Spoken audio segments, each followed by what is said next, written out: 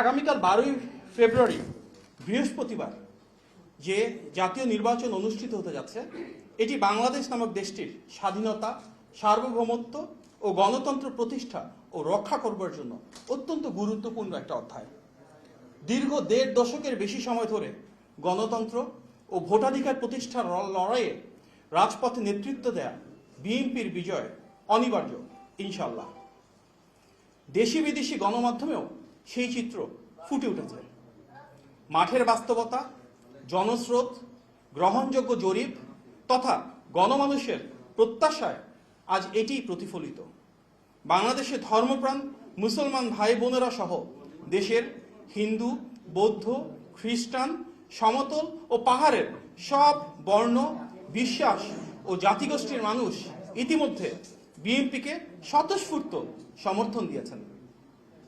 ভালো মানের রডের থেকেও 12% অধিক শক্তিশালী। আকিজ ইস্পাত, কমিটেড টু কোয়ালিটি। জনসাধারণের মাঝে বিএনপির জনপ্রিয়তা বরাবরের মতোই শীর্ষে অবস্থান করছে।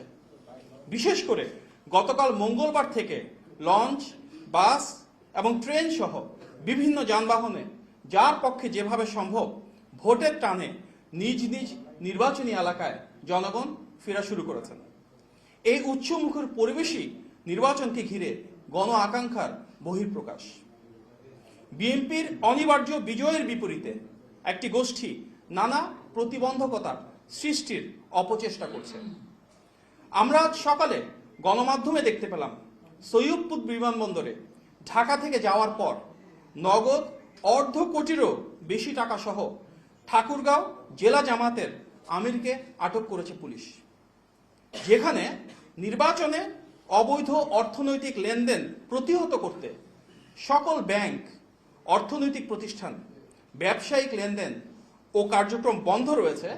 সেখানে স্বাভাবিকভাবেই সর্বত্র প্রশ্ন উঠছে, জামাতের একটি জেলার সর্বোচ্চ নেতা কোন উৎস থেকে এই বিপুল পরিমাণ অর্থ নিয়ে, কি উদ্দেশ্যে, কাদের দেওয়ার জন্য নির্বাচনের ঠিক আগের দিন ঢাকা থেকে ঠাকুরগাঁও যাচ্ছেন।